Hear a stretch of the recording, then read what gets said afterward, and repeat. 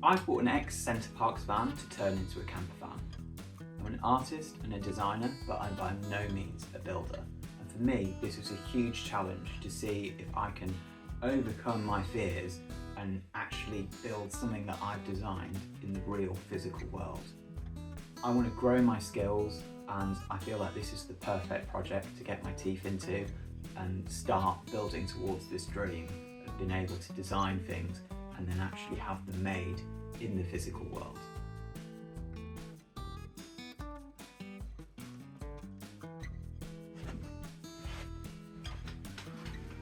Now, I guess the first thing that I think anyone should do in this kind of situation is try before you buy. So before I plunged all of my savings into this idea, I really wanted to try out and see if this kind of micro camper size would work for me and be something that I wanted to build. And so I looked about for one to rent, and unfortunately the only one I could find to rent happened to be in Portugal. But this was kind of really useful in the end. It especially taught me a lot. The van I rented had an electrical and a water setup, and I found that I never used either. And it also had lots of windows and a really quite large air vent in the top, all of which are quite expensive things to fit in your build. And I think if you were doing a bigger van, they're no-brainer things to put in. But I found they were all kind of overkill for this size of van. I'm quite glad that I rented one to find that out, rather than having to put the cost of doing that in. The Kangoo that I've bought has ventilation holes already, and I think putting a huge like fan type thing in the roof is just kind of pointless, especially in the size of van that requires you to have the doors open all the time anyway. And I'm glad I did that. Certainly with hindsight, looking back, having been on a trip in it, all done, it was the right move because I've not had trouble with condensation. So definitely would recommend to anyone who stumbled across this video thinking, maybe I could do this. How hard could it be? Then, yeah, rent one first and see how you use it, because it could save you a lot of money. I think it certainly saved me a lot of money. It has been a very long road getting to this point, but I think we have finally found a van. Here it is, 2014 Renault Kangoo Maxi. So the one I've actually found is a former Centre Parcs van. So it's lived all of its life as a maintenance vehicle down at Centre Parcs near Bedford. And I'll be honest, the real thing that really attracted me to this one is the fact that it's green. So approaching the build, kind of the first thing that I did was remove the bulkhead. And once I did that, I removed all the old ply that was inside it. It was an ex-fleet van. It was used as a works van at Centre Parcs. So there was a lot of crud and all sorts of nasty crap underneath. So I got it all cleaned down. I could see that underneath the floor of the van, it wasn't in terrible shape, but it was pretty rough.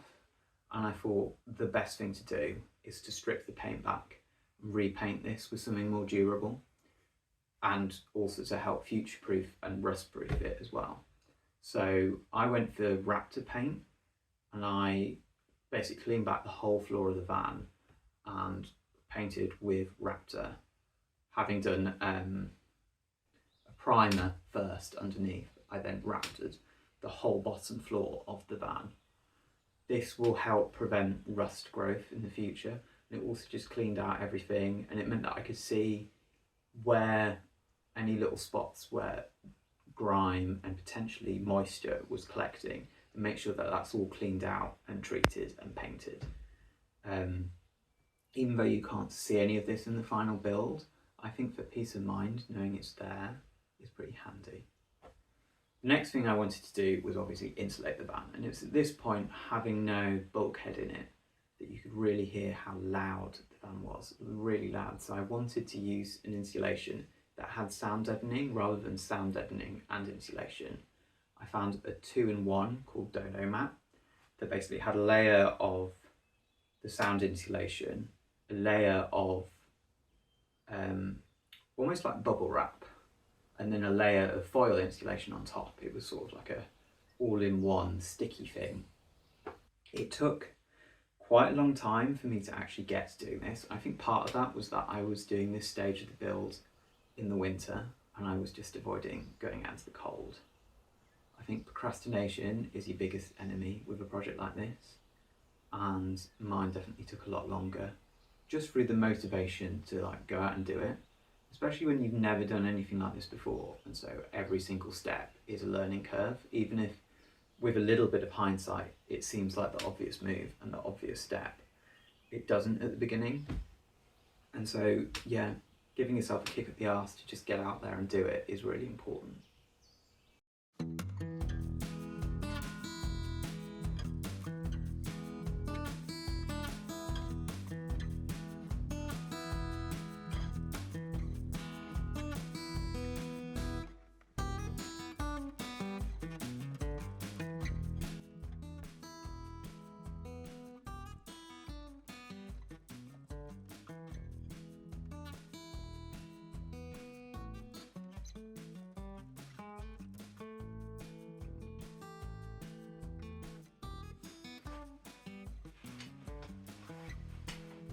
So with the insulation in, I could really feel the difference in terms of how the van was controlling the temperature so much better, and the sound as well. No longer did I have to drive with headphones in on the motorway. I would highly, highly recommend putting decent sound deadening in your conversion. I know that having watched a lot of videos, it's something that a lot of people don't bother with, but I'm really glad that I bothered with it. I think it's made such a difference to the van. It makes it feel much higher quality than it was. In terms of the next stage, this is kind of the first stage where you might see part of the finished article. And so that was sorting out the trim that you would see on top of the insulation. Now I've seen a lot of builders use wood, and I think in a larger cargo van, wood does make sense, but I wanted something softer.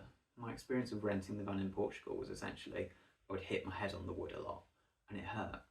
And so for me, even though it's the thing that almost every van build on the internet talks about being the worst job ever, using four-way stretch carpet was kind of the obvious way to go. This took a long time and was incredibly frustrating to put on. The amount of times I ripped it off and put it back on again.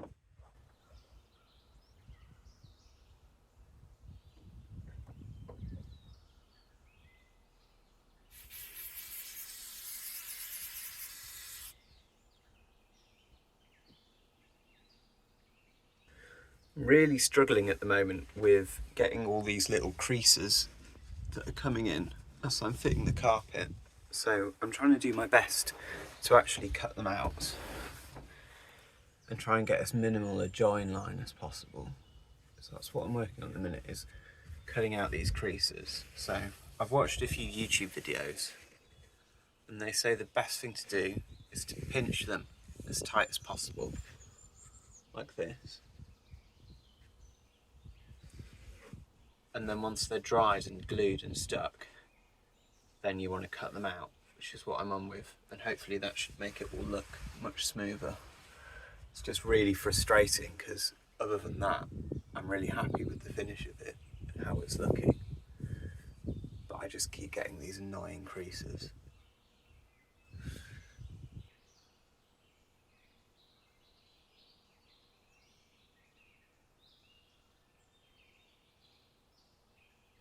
So I'm just getting ready to cut the piece of carpet for the ceiling. So let's flip the camera. So I'm hoping to try and fill as much of the ceiling as possible with one piece. It's quite awkward to measure though, if you think about all the kind of lumps. I've also got to remove these thingies here, which were part of the bulkhead at the start. But the holes for these should be good for mounting a curtain.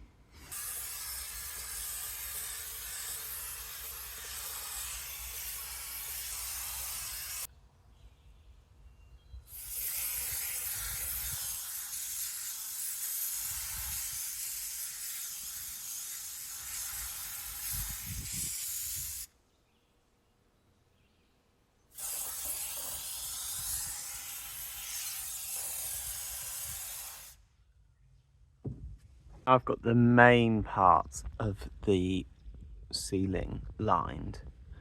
I've just got to marry up the edges and create the join between the ceiling and the wall, which is actually probably going to be the trickiest bit. But it definitely looks so much more finished now, which is nice. Even now there's still a few ripples and blemishes where I haven't got it quite right, and they're very hard to fix and get invisible. But the benefit of it is that with all the furnishings in place, those bits are kind of hidden, and it does have a very factory finish kind of look to it, which in terms of my mood board of what mood I want the van to be, not necessarily what I want the whole thing to be, but you definitely want that background to just blend in and feel like it's the way it should be in the van. And again, it adds, with it being carpeting, that extra little layer of insulation on top of what I'd already put in, and it makes for a very warm and cozy space. So a lot of people don't like four-way stretch carpet, but I'm actually really glad I did it. I think it's the perfect solution for the van that I've got. A bigger van, maybe not, but certainly for this size, it was perfect.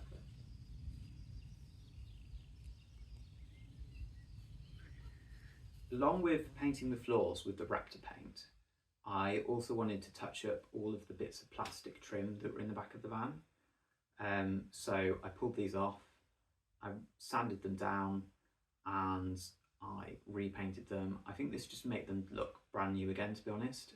It's probably a bit overkill. I could have just cleaned them, but having everything the matching same shade of black really, really helped.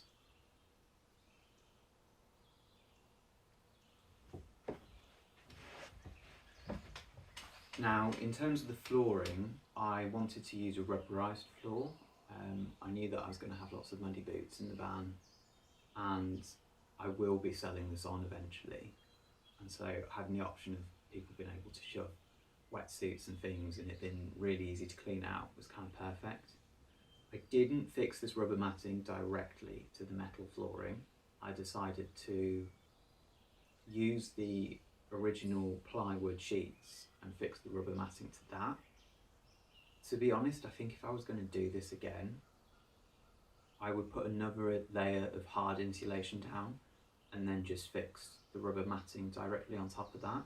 I think having the layer of ply seemed overkill when you're not walking on it. But yeah, I'm pretty happy with the overall finish, and it does match the floor mats in the front as well. So it's a nice clean look and it's really easy to clean out. So I would definitely recommend it. Not very aesthetic, but because in this kind of layout, it's all hidden under the bed, it's kind of perfect. You want that to be a nice dark space where you can just shove muddy boots and not really care. And that's definitely how I used it, having gone camping in it as well. I guess it's quite easy to watch lots of content and see these amazing vans that have been built by people with incredible skills and thinking, how is it possible for me to gain those kind of skills? But I've just got to reassure myself that I developed these amazing design skills where I can produce all sorts of 2D stuff. And if I can do that, then why can't I learn 3D skills? It's not impossible. It just takes taking yourself out of your comfort zone to learn this sort of stuff. And I've really enjoyed what I've been able to do and what I've been able to come up with. I'm really proud of it. I don't think I can fit this all into one video, so I'm going to have to leave it here, and there will be a part 2.